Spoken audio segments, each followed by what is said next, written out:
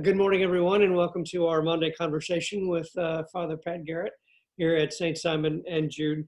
Father, we want to talk today a little bit about your article that was in the Sunday Bulletin, which touches on a number of things that we as a people and a country are going through, the difficulties certainly that were heightened on January 6th by the incident at the United States Capitol, and the chatter that's arisen since then.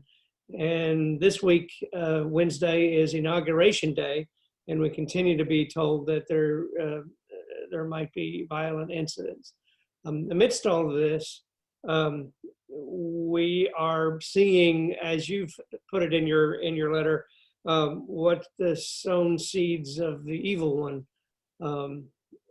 what the outcome of that is, because of all of the different strife and difficulties that we're going through.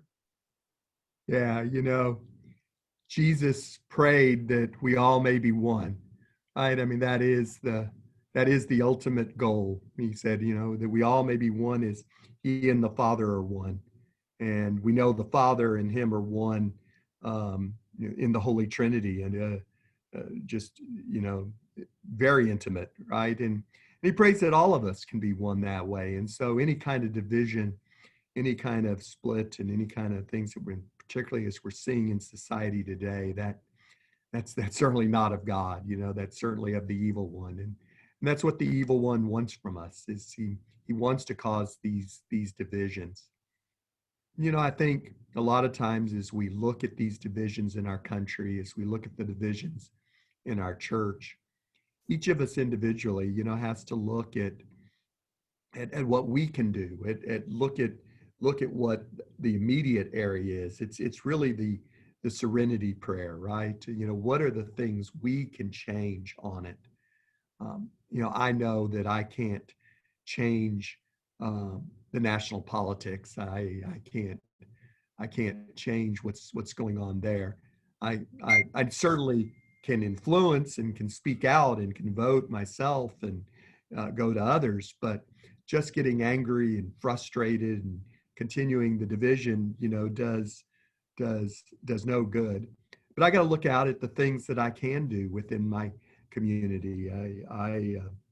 Personally, I'm frustrated with what's going on, frustrations with things in the country, frustrations with things in my church. There are lots of frustrations, lots of things that I question, why are we doing that? Or why should we do that?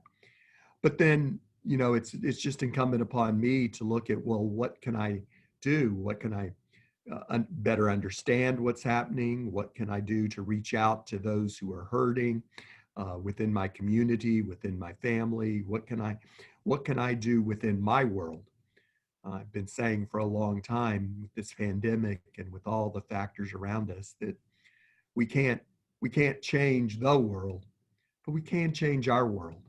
And that's what each of us needs to take as our mission, is that we need to look and see the changes we can make to reach out to one another, to continue a dialogue with one another, but a dialogue in love. A dialogue that's based in charity. I said in my article, that we can't lose our Christian values by trying to defend our Christian values. And when we start getting upset and angry and all with it, that's when we're losing our values. We've got to find ways to continue to support our Christian values, defend our Christian values, but to do it within our values, to do it within love and mercy, and to certainly continue to speak the truth, to one another, to defend the truth to one another, but to do it with love, mercy, compassion, calling on the Holy Spirit, right? Everything we do needs to be filled with the fruits of the Holy Spirit, the gentleness and kindness, the peace, the patience, the love, the joy. And we're just not seeing enough of that in our world today.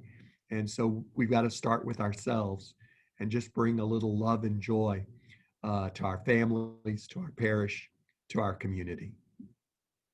The conflicts that have arisen throughout all of history have changed each time, but the solution has remained constant.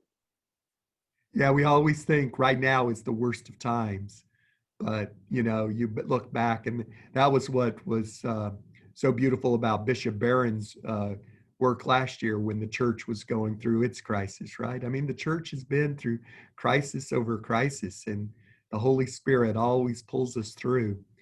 This nation has seen tough times in the past, and the Holy Spirit has always seen us through. And so that's where we just got to keep the hope, right? The worst thing we can do is fall in despair. We've got to hope that the Holy Spirit will see us through, that God ultimately has a plan, and He'll be there for us. Father, thank you for your words this Monday morning, and we'll, of course, as always, talk to you later this week. All right, right. Thank you.